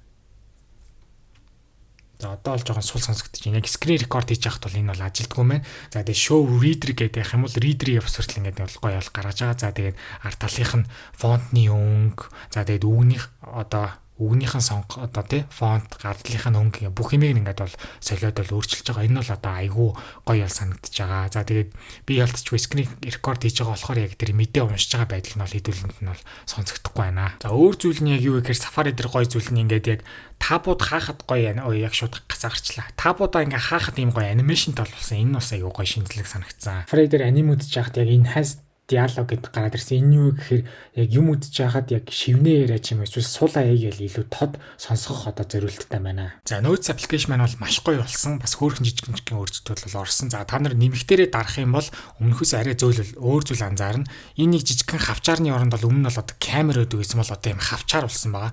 Хавчаарын дээрээ дарах юм бол шинэ хоёр сонголт байгаа. Тэр нь бүр ингээд тусдаа гарч байгаа. Attach file, record audio. Attach file дээрээ дараад ийм бол одоо файл бол оруулчих болно. Өөрийнхөө одоо drive дээрээсээ. За тэнгуүтээ дахиад доотлол дээр нь record audio гэдэг. Record audio-го та нар хийгээд шууд ингээ хийгээ явчих. За resume. Ингээд аудио бичээд hi hello гэд дуусгаад down гэж дарах юм бол яг тэр одоо минисэний бичсэн юм дээр доотлохын тий яг юу гэж хэлсэн тэр нь бол тэр англиар бол тэр одоо транскриптийг нь одоо ингэж доотлолт нь гаргадаг болсон. Энэ бол маш гоё бол өөрчлөлт бол санагдсан. За тэгээд өөр нэг зүйл нь юу вэ гэхээр text color 1 text color 2.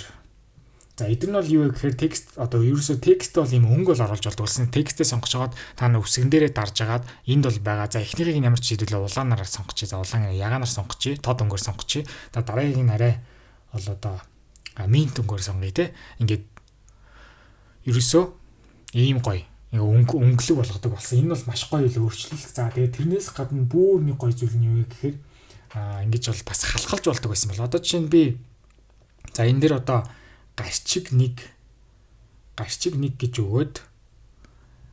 гэж өгөөд доотлолт нь одоо жишээ нь яг ингээд жижиг шалдар болдор ингээд биччихье. За тэнгуүтээ энэ гарчиг нэгийг би шууд одоо текстээ сонгочоод heading болгоод орхичих юм бол ийм нэг жижигхэн нэг тийм сум бол гарч байгаа та нар харж байгаа доошоо заасан сум. Тэр сумн дээр нь хэдүүлээ ингээд дарчих юм бол тэр зүйл ингээ байхгүй болчихно. Эргээд дарах юм бол тэр зүйл нь гараад ирнэ. Ийм гоё зүйл шинэ зүйл бол өөрчлөгдөж нэмж бол орж ирсэн. За тэгээд тэрнээс гадна юу вэ гэхээр за хэдүүлээ хувьсагч оноож одоо хувьсагчид одоо утга оноож үгүй. А тэнцүү энэ юусэн математикийн бодлого гэсэн үг. А тэнцүү за 25. За тэнгуүтээ Б тэнцүү за 5 гэчий те. За тэнгуүтээ доотлолт нь А дээр А дээр нэмэх нь B тэнцүү гэх юм бол шууд хариулт нь гарч ирж байгаа. Үнэхээр гоё. Ингээ болоо.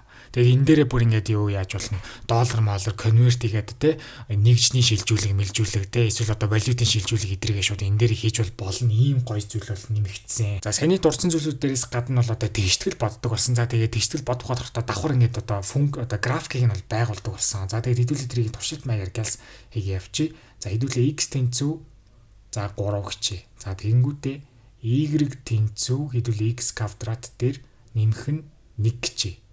За ингэж бичсний дараа шууд одоо чиний яг тэгштгэл бол гараад ирнэ. Y тэнцүү x квадрат дээр нэмэх нь 1. Insert graph copy expression. За хэдүүлээ copy хийгээ яхав insert graph гэдээ дарчээ. За тэгэх юм бол ерөөсөө энэ шууд одоо график нь бол одоо ингэ гараад ирнэ. Энэ бол үнэхээр гайхалтай. Энэ бол одоо ингэ ерөөсөө 10 жилдээ одоо тий тооны дэвтэр дээр хийдэг үйлдэлүүд маань ингээ гараад ирэх нэ. Энэ бол аюу гоё байна. Тэгээд график байгуулахад зарим нэг хүүхдтэй дундаа ингээс доош ч юм уу хүүхд бас нэг жоохон толгой нэргдэг бол энэ одоо notes application ашиглаад ийм гоё зүйл бол ашиглаж ингээ болох нэ. Камера аппликейшнтэй холбоотой бас нэг гоё өөрчлөлт бол орж ирсэн. За хэдүүлээ камер руугаа ороод бичлэг хийх дээрээ дарах юм бол одоо ерөөсө пауз бол хийж болдог болсон. Энэ бол аюу гайхалтай. Ер нь бол iPhone анх гарснаас хойш 2007 оноос хойш өдийг хүртэл одоо 17 жилийн турш бичлэг хийж байхдаа дундуур нь бол пауз бол хийж болдоггүй байсан.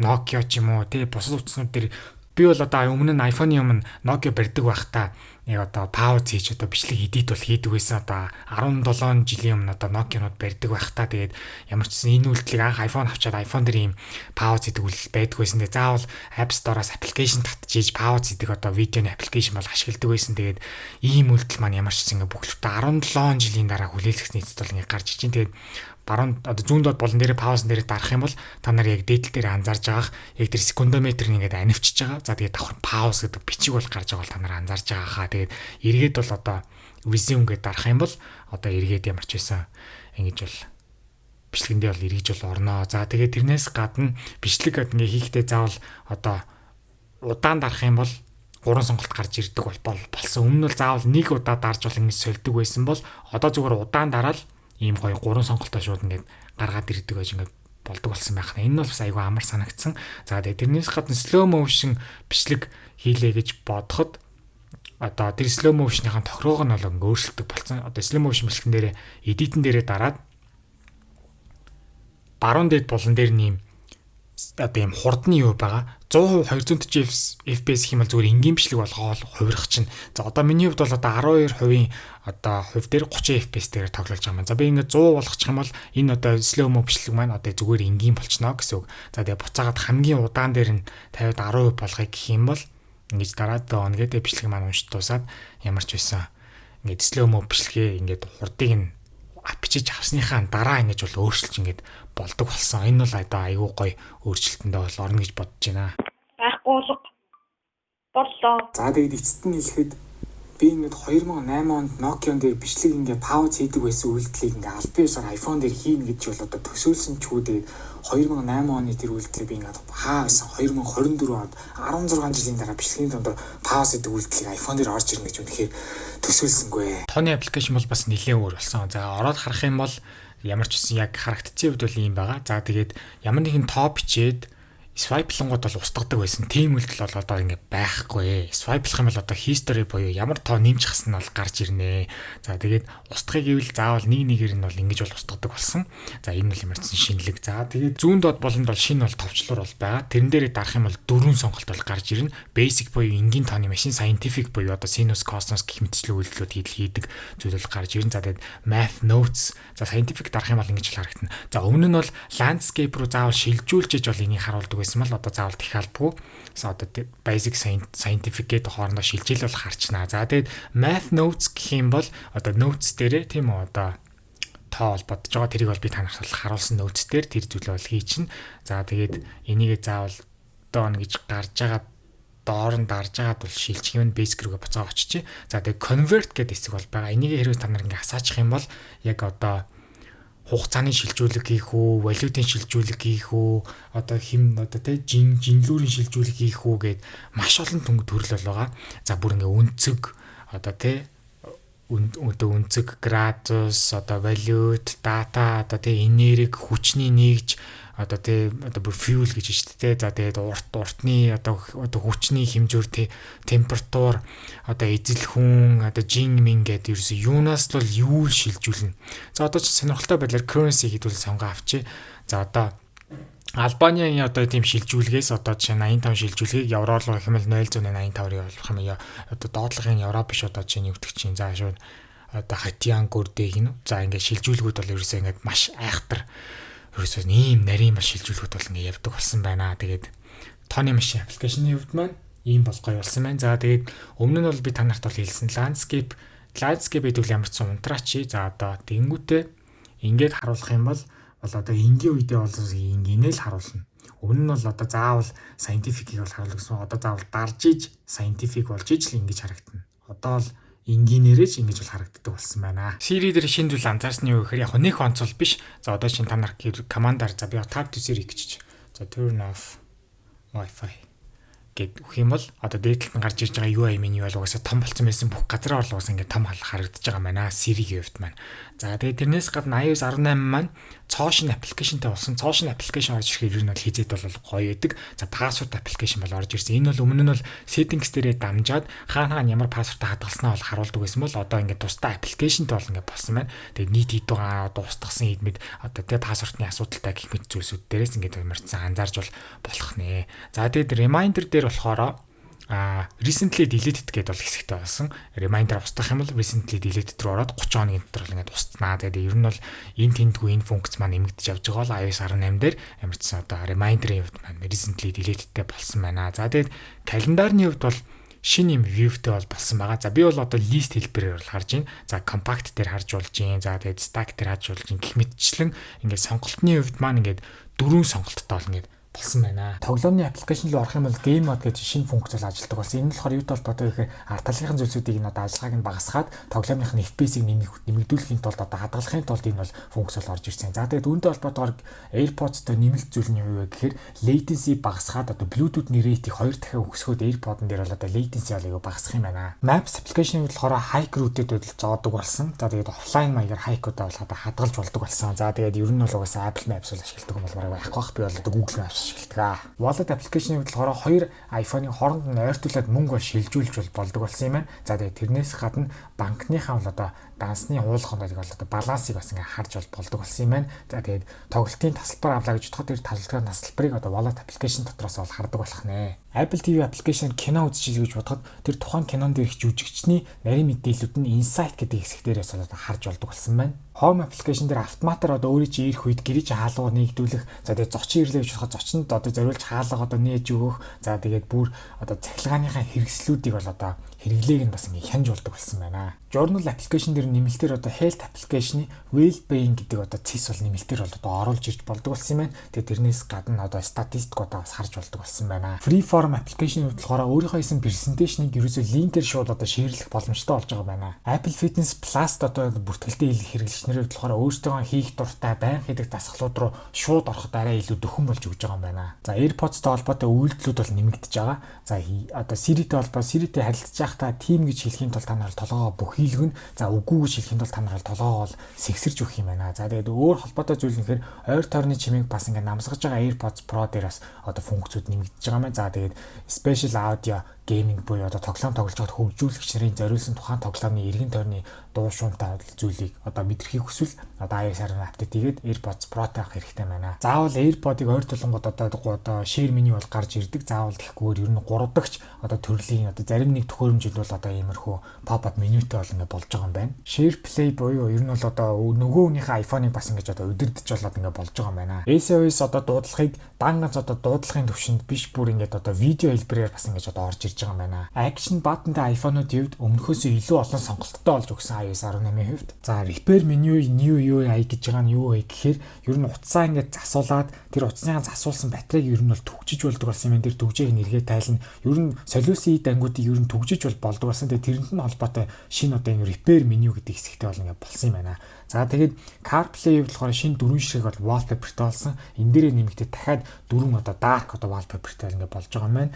За тэгээд iPhone unavailable гэдэг одоо шинэ UI-ийн хэсэг нь бол одоо өмнөхөөс арай өөр болсон юм байна. За тэгээд iPhone одоо findable new UI гэдэг нь болохоор iPhone алдагдлаа гэхэд бас шинэ юм UI менютэй л ингээд болж байгаа юм байна. За унтраах гэдэг удаан дарангууд яг доотлогын X нь бол арай дээшилж болоод гардаг болсон байна. Apple сайтн дээр өөрөөсөө PDF маягаар бүр нийт бүх өөрчлөлтүүдийг агуулсан бол одоо зүйлсээ бол хуваалцсан байгаа. Тэгээд энийг би одоо description хэсгээр линкээр бол тавьчих. Тэгээд та нар орж сонирхож болно шүү. Тэгээд iOS 18 дээр нэг бүрчлийн юу өөрчлөгдсөн бүгднийг ингээд Apple-ийн зүгээс бол энд одоо PDF маягаар хавсаргасан байна. Үйлдвэрлэлийн систем болгон дээр benchmark оноог нь бол яриад явж байгаа. За энэхүү iOS 18.0 үйлдвэрлэлийн системийн хувьд одоо 3 дахь iPhone S дээр батарей өндөр байхад single core score-ийн хувьд 1749 оноо, за multi core score-ийн хувьд 5519 оноо л авчээ. CPU-ийн хувьд харин GPU-ийн хувьд болохоор 18159 гээд ерөнхий яг авах хэвээр дунд оноотойгоо ер нь ойролцоо бол оноо л авсан. Энэхүү хэсэг маань бол ер нь шинэ хэсэг гэж ойлгож болно. Яг мэдээлэл хүрэх зорилгоор бол та нарт бол ингэ ярьж явж байгаа. За CPU хэсэг дээр single core score нь iPhone 8 Plus утас дунджаар бол одоо A11 чиптэй утас маань 1054 оноо л авдаг байх нь. За iPhone 10R буюу A12 чиптэй утас маань 1240 оноо л авдаг байх нь. Би бол зөвхөн single core score ярьж байгаа шүү. За iPhone 10s Max болохоор 1281 оноо. За iPhone 10s болохоор яг адилхан 1281 оноо. За хоёрдугаар одоо iPhone SE маань 1647 гээд хамаагүй дээшилж байгаа бол та нар анзаарж байгаах. За дараагийн энгийн iPhone 11 болохоор 1690 оноо. iPhone 11 Pro болохоор 1708 оноо. За тэгээд iPhone 11 Pro Max болохоор 1720 оноо. За тэгээд энгийн iPhone 12 болохоор 2012 оноо. iPhone 12 mini болохоор 2014-г 2-оор илүү байгааг бол харж болж байна. За тэгээд Pro Max-аас илүү байгааг бол харж болж байна. За iPhone 12 Pro 2033 оноо. iPhone 12 Pro Max болохоор 2090 оноо. Бас мэдл Pro Max илүү оноо авч байна. За энгийн iPhone 13 2200. За тэгээд iPhone 13 mini буюу mini цагаар бас мөн адил илүү оноо авч байгаа энэ удаад бол харж орж байна. 2211 оноо. За энгийн iPhone 14 2242 оноо. За тэгээд үний дээр болохоор 3 дугаар iPhone SE бол орж ирж байна. 2245 оноо. За тэгээд түүний дээр болохоор iPhone 14 Plus орж ирж байна. Яг адилхан чиптэй 2246 оноо. За тэгээд iPhone 13 Pro болохоор 2300 оноо. iPhone 13 Pro Max мөн адил Max л илүү байна. 10 оноогоор илүү байна. 2310 оноо. За энгийн iPhone 15 2559 оноо. Тэгэнгүүтээ iPhone 14 Pro Max болохоор 2561 оноо. За тэгээд энгийн iPhone 14 Pro болохоор дунд авч байгаа оноогоор Pro Max-аас илүү болж таарч байна. 2566 оноо л авч байгаа юм байна. За тэгээд түүний дээр болохоор iPhone 15 Plus 2566 оноо. За тэгээд iPhone 15 Pro Max 2899 оноо. За тэгээд iPhone 15 Pro дахиад Pro Max-аас илүү оноо авч байна. 2908 оноо л авсан байна. Multi core score-ийн хувьд болохоор iPhone 8 Plus 2202 оноо авсан байна. iPhone 10R 2255 оноо. iPhone 10s болохоор 2618 оноо. iPhone 10s Max-аар илүү байна. 2631 оноо. За тэгээд хоёрдугаар iPhone SE 2922 оноо. За энгийн iPhone 11 3588 оноо. За тэгээд 11 Pro зэрэг учраас арай илүү байна. За тэгээд 3770 оноо. Нилээн зайтайгааг та нар харж байна. За тэгээд Pro Max мэдээж хэрэг илүү оноо авсан байна. 3842. За тэгээд энгийн iPhone 12 4489. За тэгээд мөн адил iPhone 12 mini дахиад илүү оноо авсан байна. 4495 оноо. iPhone 12 Pro 4560 оноо. За Pro Max илүү оноо авсан байна. iPhone 12 Pro Max 4837 оноо. За энгийн iPhone 13-ын загварууд эхэлж байна. 5219 оноо. 13 mini дахиад mini загвар илүү оноо авсан байна. 5222 оноо. За 3 дахь үеийн iPhone SE болохоор 5249 оноо л авч байгаа манай дунджаар. За тэгээд энгийн iPhone 14 түүний дээр нь 5473 оноо. За тэгээд 14 Plus түүний дээр 5484 оноотойгоор л байрлаж байна. За тэгээд түүний дээр 13 Pro л байрлаж байна. Хэдий өмнөх жилийнхэн загвар ч гэсэн Pro загвар учраас ингээ яалч үзүүлэлтээр бол дунджаар дээр нь гард юм байна. 5584 оноо. За тэгээд түүний дээр болохоор Pro Max орсон байна. 5627 оноо. За тэгээд энгийн iPhone 15 6386 гэж бас нэлээд дээшилж байна. За үүний дараа iPhone 15 Plus одоо энгийн 15-аас илүү авсан байна. 6417 оноо. За тэгээд iPhone 14 Pro Max 6533 оноо. iPhone 14 Pro болохоор 6562 оноо. За тэгээд iPhone 15 Pro Max 7204. За тэгээд энгийн iPhone зүгээр Pro Max биш, энгийн iPhone 15 Pro болохоор 7235 он бол ингээ авсан байна. Албан ёсны iPhone 16-гийн одоо A18 чип, за тэгээ 16 Pro-гийн загваруудын A18 Pro чипийн албан ёсны Geekbench одоо бенчмарк оноо нь бол хараахан бол гарааг байгаа. Гэхдээ бас яг янз бүрийн оноотой хувилбарууд бол гараад эхэлж байгаа. Тэрийг та нарт сонирхуулах үүднээс хэлэхэд саяны одоо график дээр нэмээд энгийн iPhone 16 буюу A18 чиптэй одоо үзүүлэлт нь болохоор single core score нь 3114 оноо, multi core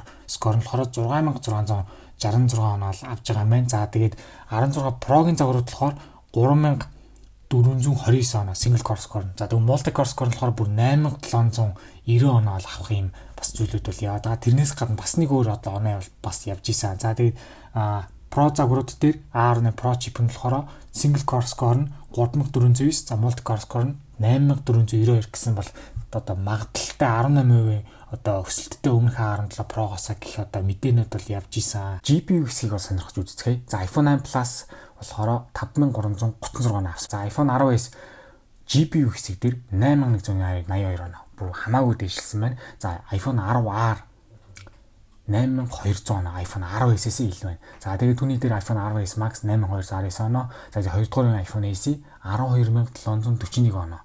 За 4 оронтой тоогоос 5 оронтой тоолол болж байна тийм үү. За энгийн iPhone 11 13356 оноо. За 11 Pro болохоор 13527 оноо. Чүд дэвшилсэн байна. За тэгээд iPhone 11 Pro Max хамгийн дээдлийн загвар 13552 оноо. За тэгээд iPhone 12 Pro болж байна. 15913 оноо. Гэсэн чинь түүний дээр iPhone 12 mini байна. 15936 оноо. За тэгээд энгийн iPhone 12 нэлээд дэвшилсэн байна. 15993 оноо. За тэгээд iPhone 12-ийн дундаас хамгийн дээд нь iPhone 12 Pro Max 16109 оноо авсан байна. За одоо 13-ын загварууд руу орж ийн. iPhone 13 mini доошилсан байна тийм өмнөхтэй харьцуулахад зэжбүү хэсэгтэйгээ 17340 оноо. За тэгээд 3 дахь үеийн iPhone SE 17382 оноо. Энгийн iPhone 13 түүний дээр ороод 17478 оноо. iPhone 13 Pro Max 19888 бараг 20000 болох чинь. За түүний дээр болохоор энгийн Pro орсон байна. iPhone 13 Pro 19925 оноо. За энгийн iPhone 14-өөс эхлээд GPU хэсгийн хувьд бол 20000 оноо олт авч байна. 20213 оноо. За түүний дээр 14 Plus бол орсон байна. 20260 оноо. За iPhone 14 Pro Max 22400 оноо авсан байна. За түүний дээр энгийн одоо зүгээр Pro загвараар чадсан байна. 22435 оноо. За одоо iPhone 15-ын сүүлийн 4 загвар орж ирж байна. За iPhone 15 энгийнх нь 2246 оноо. iPhone 15 Plus орсон байна. 22543 оноо. За түүний дээр болохоор iPhone 15 Pro биш, iPhone 15 Pro Max орсон байна. 27010 оноо. Бараг 30000 шахаж ирж байна. За тэгээд хамгийн дээдлэлт нь дунджаар авж байгаа оноо одоогийн байдлаар өнөөдрийн байдлаар iPhone 15 Pro 27105 оноо л ингээд авчээ. Миний хувьд ингээд үйлдвэрлэлийн систем бичлэгэн дээр бол би ганцхан зүйлийг бол та нараас хүсдэг. Хэрвээ та нар энэ хүү үйлдвэрлэлийн систем рүү апдейтлыг хийсэн бол одоо ажиллагааны хувьд болон батарейны хувьд хэр байна вэ гэдгийг өөрсдийнхөө ямар утсан дээр байгааг комент секцээр бол ингээд бичиж бол бусдаа бол хуваалцаж байгаарай. Намайг үздэг хүмүүстээ зориулж Discord сервер бол нээсэн. Тэгснээрээ та нар хоорондоо юм бичих боломжтой болсон байгаа. Тэгээ би биентэйгээ гоё нээлттэй бол харилцаж байгаарай.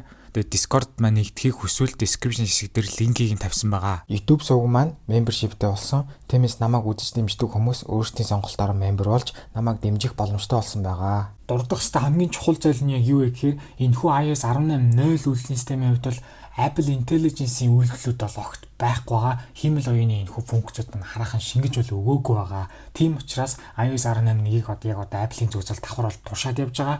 За тэгээд анзаарах юм бол бас мэдээнүүдийг харах юм бол iOS 18.1, iOS 18.2, 18.3, 18.4 гээд бараг дараагийн хавар хүртэл ер нь бол Apple Intelligence-ийн эхний ээлжний хувилбар бол бүтэн байдлаар бол 18.4 хавцаа бол гарна гэдэг таамаг мэдээ бол явж байгаа. За тэгээд нэмэгдээгүй зүйлс нь 18.1-ээс ахуулаад 18.1 одоо 18.4-ийн хооронд ер нь юу нэмэгдэх вэ гэдгийг бол та нарт бол би хэлээ явчих.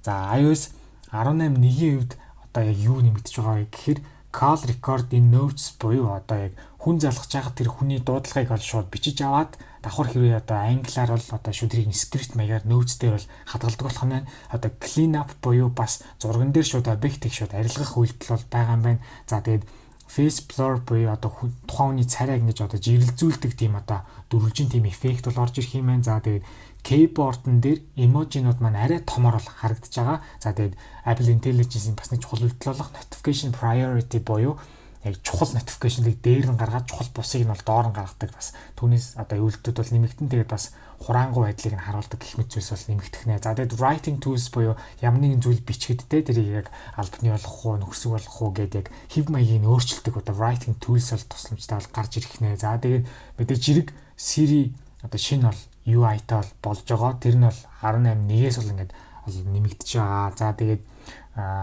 Genius Shuffle буюу одоо хөгжим тоглуулж байхад яг тэрийг яг ямар үед нь ямарыг нь тоглох уу гэдэг Apple Intelligence бас үйлдэл бол байгаа. iOS 18 2-ын хувьд болохоор юу нэмэгдэх вэ гэхээр Genmoji буюу хүссэн имиж байгаа одоо гаргадаг үйлдэл маань нэмэгдэх нь Image Playground буюу одоо зураг одоо бүтээх зүйл маань нэмэгдэх нь байна. За тэгээд Siri дээр ер нь бол ChatGPT support бол орж ирэх юм байна. За тэгээд хэлний хувьд одоо дан ганц одоо American English-ээс нэмэгдээд одоо British English ч юм уу бусад одоо Австрали, Канада, Шинэ Зеланд одоо South Africa-ийн бас одоо хувилбарууд дээр бол ингээ гарч байгаа юм байна. AirPods Pro 2 дугаар үеийн загвар дээр одоо сонсголын бэрхшээлтэй хүнд зориулсан бас нэмэлт бол функц бол ингээ орж ирж байгаа. Тэр нь болохоор iOS 18 2 дээр гэж байгаа юм байна. За тэгээд mail application-ийн шууд цоошин одоо дизайн солигдоод орж ирж байгаа зүйл маань бас iOS 18 2 дээр нэмэгдэнэ гэж байгаа. За тэгээд Европын холбооны шахалтаар одоо дуудлага хийх, мессеж бичих, одоо интернет браузер гэх мэт зүйлсүүдийг дефолтоор сонгож өгдөг болгох тиймэрхүү зүйлсүүд маань бас одоо iOS 18 2 дээр маань нэмэгдэх нэ. Одоо нэг үгээр бол оны төгсгөл хавар эсвэл дараа оны ихэнх хавар бол нэмэгдэнэ гэсэн үг. Тэгээ саяны дурдсан миний iOS 18 2-ын функцүүд бас нөхцөл байдлаасаа шалтгаалаад iOS 18 3 дээр бас зарим нэг нааш цааш болох бол магадлал бол байгаа. Оны төгсгөлөөр буюу iOS 18 2 үйлдлийн систем дээр Siri-ийн тусламжтайгаар робот одоо vacuum одоо цэвэрлэгчдийг бас ингэж ажилуулдаг болох нэ. За тэгээд iOS 18 4-ийн хувьд болохоор саяны миний дурдсан бүх Apple Intelligence-ийн үйлдэлүүд яг анхны байдлаар одоо бүтэн хувилбар нь бол одоо дараах хавар iOS 18 4 дээр бол гарах юм байна гэж бол одоо таамаг мэдээ бол явж байгаа. За тэгээд бүр цаашлаад ярих юм бол одоо 2027 онд буюу iOS 21 үйлдлийн систем дээр Apple Intelligence-ийн бүр ингээд төлбөр төлж одоо ашигладаг бүр нарийн болсон юм одоо янз бүрийн функцүүд бол нэмэгдэн гэсэн бас тийм таамаг мэдээ бол явж байгаа. Тэр нь болохоор бүр сард $20 төлнө гэж бол одоо яригадаад байгаа. Дараагийн апдейт бол мэдээж хэрэг iOS 18.0-ыг бол гарна. За тэгээд үүнтэй давхцаад бас яг зэрэг хөгжүүлэлт нь явж байгаа. iOS 18-ыг бол мэдээж хэрэг байгаа. За тэгээд яг ерөнхий өмөрчлөлтийн дундчийг харах юм бол ер нь 7 хоног дотроо iOS 18.0.1 хувилбар маань бол гарах бах гэж бодож байна. За тэгээд үүнийг дагаад бол яг одоо iOS 18.1-ийн одоо developer beta 4 бол 9 сарын сүүлчээр бол одоо гарна гэж бодож байна. Хамгийн сүүлчийн чухал асуулт бол одоо энэхүү апдейтыг хийх нь зөв юм уу, буруу юм уу гэдэг хэсэг дээр бол ирлээ. За тэгээд мэдээж хэрэг саяны миний дурдсан бүх зүйлсийн одоо өөрчлөлтийг мэдрэхийг хүсвэл, шинэ зүйлсүүдийг мэдрэхийг хүсвэл апдейт хийх нь бол угаасаа зөв. Харин батарейны хувьд бол мэдээж шал өөр асуудлаа. За тэгээд хэрвээ та нарын утас батарей хэлт чинь 80%-аас доош бол ер нь бол энэ апдейтыг бол бити хий гэж бол миний зүгээс бол зөвлөнө. За тэгээд жил болгон би бол яг 3 категори бол гаргадаг. Яг хийхэд ямар ч айлтгүй жагсаалтны iPhone-ууд. За тэгээд таны сонголт буюу одоо хийсэн ч хийгээгүй ч ер нь айхтар бол нөлөө байхгүй. Гэхдээ таны сонголтод бол үлдээж байгаа iPhone-ы жагсаалт. За тэгээд айх хэрэгтэй буюу батарей чинь ер нь бол эвгүүтэй шүү гэдэг бол одоо 3 одоо категори бол гаргасан байгаа. За тэгээд мэдээж хэрэг би жил болгон бол хэлдэг яг цоошин загвараас яг нэг доотлын загвар бол ер нь бол айлт бол байдгүй гэж хэлдэг. За тэгэхээр айлтгүй загварууд дээр бол мэдээж хэрэг хамгийн дээдлэлт нь бичигдэж байгаа нь бол бүр айлтгүй гэсэн үг. iPhone 16 Pro Max, iPhone 16 Pro, iPhone 16 Plus, iPhone 16-ууд угаасаа дефолт үйлдлийн систем нь iOS 18-тай учраас айх зүйл бол огт байхгүй. За тэгээд үүн дээр нэмэгдээд хоёрхан ширхэг iPhone нэмэгдэж байгаа. Энэ бол их онцлог. За iPhone 15 Pro Max, iPhone 15 Pro-гийн хувьд болохоор A17 Pro chipтэй 15 болон энгийн 15 Plus бол үүнд бол багтаагүй. Яагаад тэгэхээр энгийн 15 болон энгийн 15 Plus-ууд A17 чипгүй A16 чиптэй гэдгийг бол санах хэрэгтэй. Тийм учраас миний хувьд бол энэ жилийн жагсаалтанд айлтгүй гэдэг дотор 15 Plus-ыг бол оруулаагүй. Таны сонголт категори дотор бол оруулсан байгаа. За тэгээд таны сонголт дотор дээрээс хамгийн гайгүй нэмэрчсэн 15 Plus бол толгоолж байна. За тэгээд үүний дараагаар бол 14-ийн загварууд бол одоо орж ирж байгааг харж байгаа. Дистараллахын дагуу бас арай гайгүй батарей одоо өндөр милиамп ботхтой буюу 14 Pro Max бол дээлтэй бороод тэгээд iPhone 14 Pro, iPhone 14 Plus, тэгээд iPhone 14-үүд бол ингээд орж ирж байна. Үүний дараагаар болохоор 3 дахь үеийн iPhone SE 13-ын загваруудын дээр байгаа. Яагаад вэ гэхээр чипний хувьд 13-ын одоо чиптэй харьцуулахад дараа нь одоо гарсан учраас 3 дахь үеийн iPhone SE бол энэ одоо 13-ын дээр бол тавьж байгааг бол та нар анзаараарай. За тэгээд ер нь бол чип өндөртөө нь ер нь бол илүү давуу талтай бол анзаарч байгаа. Мэдээж хэрэг батарей бол чухал. За тэгээд iPhone 13-ийн загварууд болох 13 Pro Max, 13 Pro, за тэгээд энгийн iPhone 13, за тэгээд 13 mini бол орж ирж байгаа. За тэгээд таны сонголтыг би ингэж дуусгахыг хүссэн боловч нэмэлтээр iPhone 12 Pro Max-ыг бол оруулж өгсөн. Хэдий одоо 12-ийн загварууд айх хэрэгтэй дотроо явж байгаа ч гэсэн цор ганц одоо iPhone 12 Pro Max-ыг бол би дундын сонголтод бол оруулж байгаа. Яагаад вэ гэхээр хэдий чип нь бага ч гэсэн миллиамп утгатай батарейн хувьд өндөр учраас бол одоо цор ганц энэ iPhone 12 Pro Max-ыг дундын сонголтод бол ингээ оруулж байгаа шүү. Тэрийг бол анхаараарай. За тэгээд айх хэрэгтэй чагсаалтын дунд бол бас нэлээд олон iPhone аваад та нар бол харж байгаах. Ер нь бол одоо тэр дундаас хамгийн гайгүй нь iPhone 12 Pro, за тэгээд iPhone 12, тэгээд iPhone 12 mini, за тэгээд 2 дахь iPhone SE дахиад бас 11-ийн загваруудын дээр байгааг та нар анзаарч байгаа. Чипний хувьд дараа нь гарсан учраас бол дээр нь гарч байгааг бол ойлгох хэрэгтэй. За тэгээд iPhone 11 Pro Max, iPhone 11 Pro, iPhone 11, за тэгээд хамгийн сүүлчийн 3 утас болох одоо iOS 18-ийн ахмад төлөөлөл 3 утасанд болохоор энэ жилийн хувьд iPhone 10s Max, iPhone 10s, за тэгээд iPhone 10R гэдэг утаснууд маань ингээ оржээ. Тэгээд ер нь бол эх жил iOS 19 одоо энэ хүү утаснууд дээр дэмжигдэх магадлал бол түн хэцүү гэж бол бодож байна. Яагаад вэ гэхээр ямар ч энэ жилдээ тасаа гарчлаа. Тэгээд ямар ч дараа жил iOS 19 дээрээс энэ 3 утас бол хасагдана гэж бодож байна. Тийм учраас энэ 3 утасаа хүндэтгээд одоо ахмад төлөөлөл гэдэг утгаараа бол айгүй гоён 3 утас бол ингээ ямар ч энэ чагсаалтанд бол ингээ багтаж орж ирж байгаа. Хамгийн анхны хувилбар 18.0 учраас аппликейшны гацал, системийн гацалд янз бүрийн зүйл бол гацалт халаалт бол үүсч болно. Тийм учраас бол та нараа гар утсан дээр аппликейшнүүд давхар бас ингээ апдейт бол хийгээрэй. Тэгээд дараагийн гарах 18.01, 18.02, 18.03 үйлдвэрлэлийн системүүдийг ер нь бол хүлээхийг бодорой. Бүр чадвал 18.1 үйлдвэрлэлийн системийг хүлээхийг бодорой. Эхний 18.0 хувилбар учраас ер нь бол нэлээд бас асуудлууд байхыг бол хэлж бол үүсэхгүй. Харин миний туршлага хувийн үднээс бол одоо хэлэхэд миний 3 дахь үеийн iPhone SE дээр ажиллагааны хувьд бол нэлээд гайгүй байгаа ч гэсэн батарейны хувьд бол миний iPhone SE бол бас үнэхээр ер нь бол хэцүү бол байгаа. Яагаад гэхээр миллиамп утга үнэхээр бага учраас бас нэг бодлын батарей цэнийг нь бол аюу хурдан дуусж байгаа. За тэгээд энэхүү миний зөвлөгөөг дагаж айх хэрэгтэй. Одоо айх хэрэггүй. Тэгээд таны сонголтод үлдээж байгаа iPhone-уудыг та нар бодолцож үзээд өөрсдөө апдейтыг бол өөрсдөө бол шийдвэр бол гаргацгаагаарай. Бичлэгийг дуустал нь үзсэнд баярлалаа. Тэгээд дараагийн бичлэгээр уулзцаая.